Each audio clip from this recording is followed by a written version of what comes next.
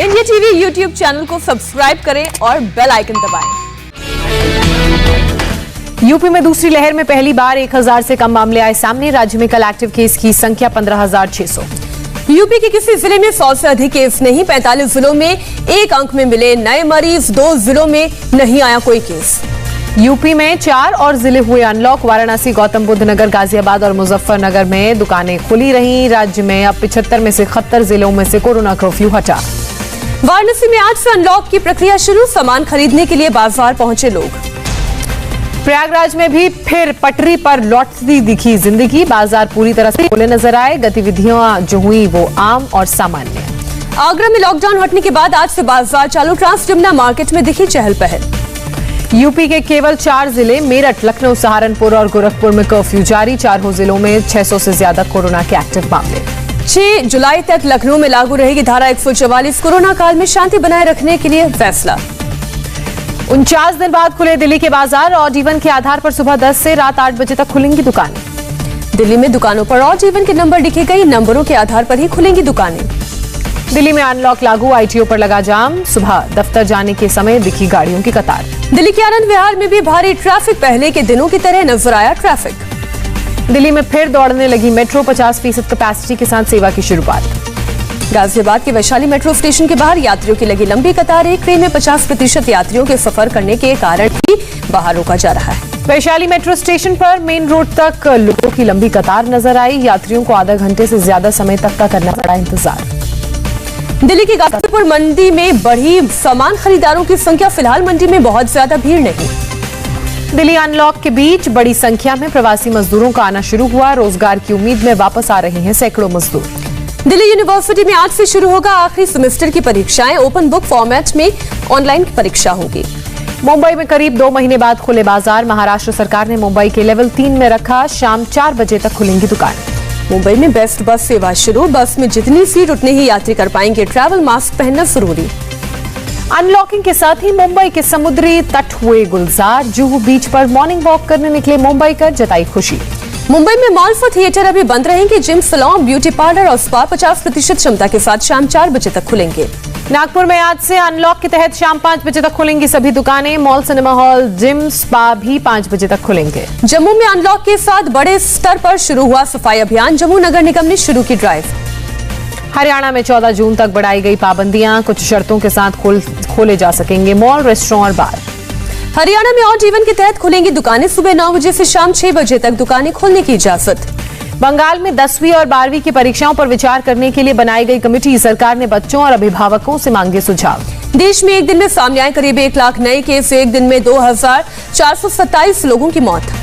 Delhi AIIMS में आज से शुरू होगा बच्चों पर कोवैक्सीन का ट्रायल। परीक्षण की दी गई मंजूरी। पहले पटना एम्स में भी शुरू हुआ था ट्रायल। नागपुर में बच्चों पर वैक्सीन ट्रायल की प्रक्रिया शुरू। 120 में से 41 बच्चों का हुआ चयन।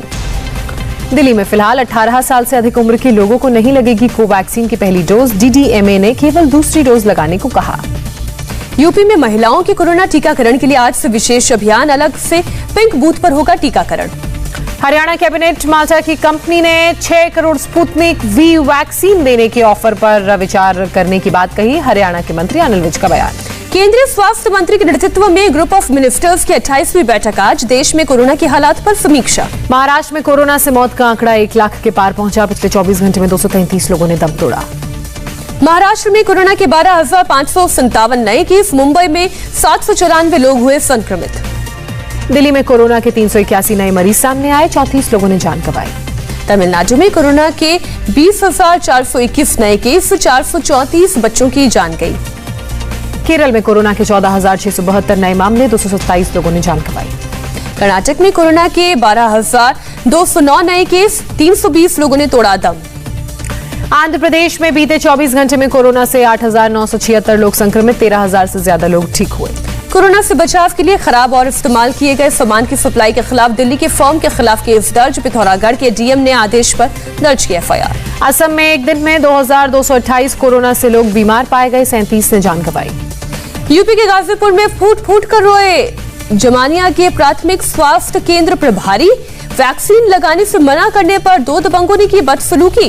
वैक्सीन की बर्बादी रोकने के लिए हेल्थ वर्कर्स ने सिर्फ 2 लोगों के लिए वैक्सीन का वायल खोलने से किया था मना। बाद में दबंगों ने अपशब्दों का इस्तेमाल किया और हेल्थ वर्कर्स के ड्राइवर्स को पीटा।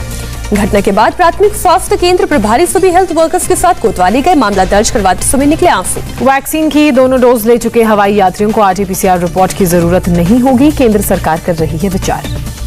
बिहार के सहरसा में डीएम ने मुस्लिम बस्ती और महादरे टोला में जाकर वैक्सीन लेने की अपील की। अफवाह की वजह से लोगों ने टीका नहीं लेने की बात कही। राजस्थान के बांसवाड़ा में भी वैक्सीन को लेकर डर। गनोड़ा इलाके में लोगों ने मेडिकल टीम को देखकर घर के दरवाजे बंद किए। जम्मू कश्मीर के सांबा में हेल्थ वर्कर्स की शानदार पहल। मीलों चलकर ग्रामीणों को वैक्सीन लगाने पहुंचे। टेस्ट करके कोरोना संक्रमण की जांच भी की। मध्य प्रदेश के सागर में एम्फोबी इंजेक्शन लगने के बाद बिगड़ी 27 मरीजों की हालत फिलहाल स्थिर।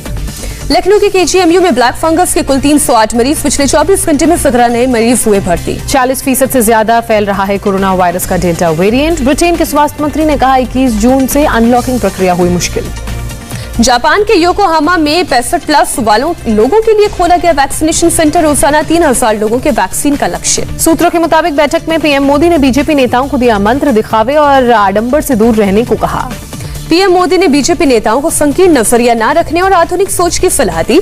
हार हो या जीत, प्रदर्शन का मूल्यांकन करे पार्टी। पीएम मोदी के आवास पर कल रात हुई बीजेपी की अहम बैठक। पार्टी महासचिवों के साथ बीजेपी अध्यक्ष जेपी नड्डा भी बैठक में हुए शामिल। पश्चिम बंगाल के गवर्नर ने फिर ममता सरकार पर उठाए गंभीर सवाल। ट्विटर पर हिंसा के कई वीडियो की पोस्ट। आज मुख्य सचिव से मांगी है रिपोर्ट। गवर्नर धनखड़ ने ट्विटर पर लिखा, चुनाव के बाद पश्चिम बंगाल में अराजकता बढ़ी। विरोधियों को वोट देने की सजा मिल रही है। पश्चिम बंगाल के नॉर्थ 24 परगना के भाटपाड़ा में बमबाजी में बीजेपी कार्यकर्ता की हत्या। पुलिस मामले की जांच में जुटी। पुलिस कमिश्नर के मुताबिक भाटपाड़ा में जमीन के विवाद में 2 गुटों में हुई झड़प। एक शख्स गिरफ्तार, बाकी आरोपी अस्पताल में भर्ती। पश्चिम बंगाल के जगदलपुर में बीजेपी सांसद अर्जुन सिंह के घर के पास हुआ धमाका। विस्फोट में 2 घायल। राजस्थान सरकार ने ग्रेटर जयपुर नगर निगम की मेयर और 3 पार्षदों को सस्पेंड किया। नगर निगम कमिश्नर से बदसलूकी के बाद कार्रवाई।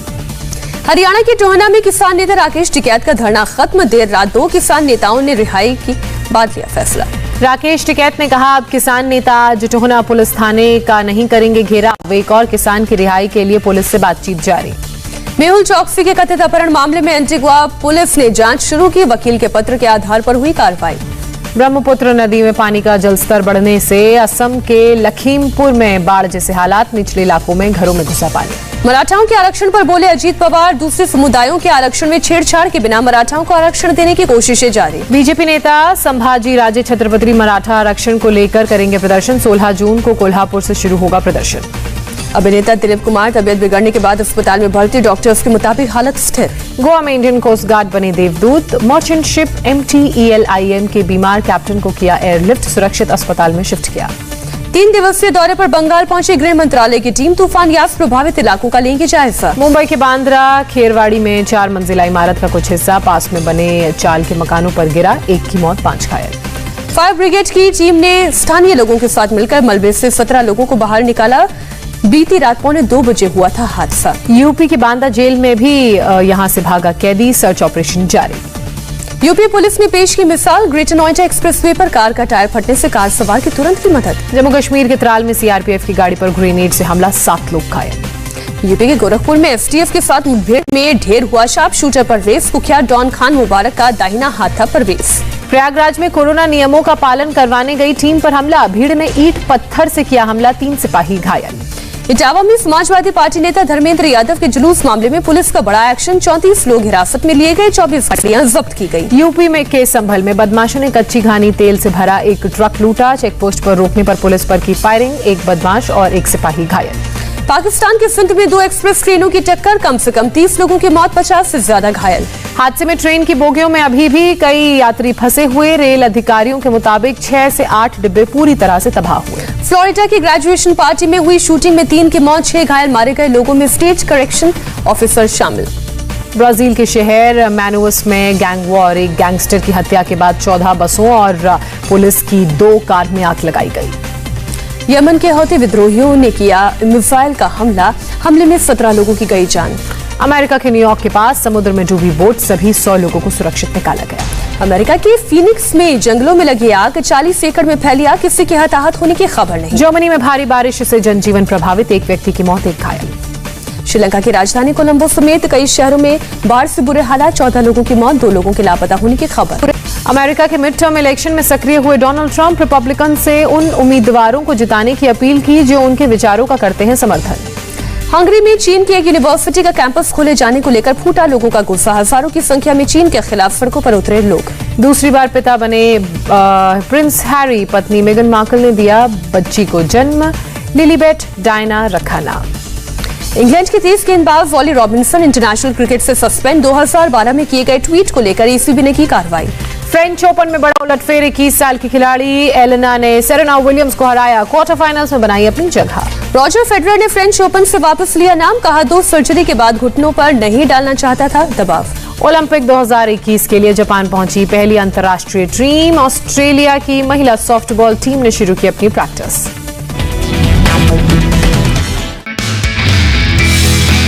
नमस्ते, मैं हूं मीनाक्षी जोशी। वीडियो और खबरों से अपडेट रहने के लिए India TV YouTube channel subscribe करें, बेल आइकन दबाना ना भूलें। जुड़े रहें इंडिया टीवी के साथ।